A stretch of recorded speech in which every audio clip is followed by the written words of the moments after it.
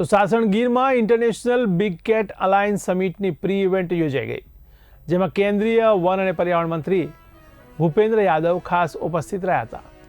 તો સિંહ સદન ખાતે આયોજિત કાર્યક્રમમાં ગીરના એશિયાટિક સિંહોના સંરક્ષણની સફળતા પ્રેઝન્ટેશન દ્વારા રજૂ કરવામાં આવી. મુખ્યમંત્રી ભૂપેન્દ્ર પટેલ વર્ચ્યુઅલ રીતે જોડાયા હતા, જ્યારે રાજ્યના વનમંત્રી અર્જુન મોઢવાડિયા, રાજ્યમંત્રી પ્રવીણ માળી અને વન વિભાગના ઉચ્ચ અધિકારીઓ પણ હાજર રહ્યા હતા.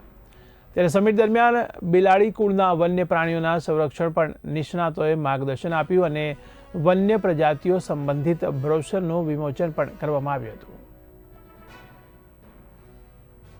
हमारा ये इंटरनेशनल बिग कैट अलायंस का समिट 1 जून 2026 में दिल्ली में आयोजित हो रहा है. उनमें कई देशों को राष्ट्राध्यक्ष और शासन अध्यक्ष के से आगे बढ़कर बहुपक्षीय एजेंसियां, वित्तीय संस्थानों, कॉरपोरेट संस्थाएं और संरक्षण संगठनों के प्रतिनिधि उसमें हिस्सा लेंगे और सब एक मंच आकर जो बिग कैट के संरक्षण के बारे में उसके विचारों का आदान प्रदान करेंगे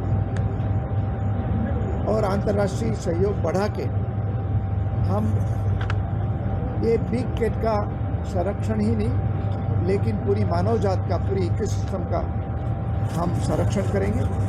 और इसलिए उसका जो टैगलाइन दिया गया है, सम्मेलन का जो मंत्र है, save big cat, save humanity, save ecosystem.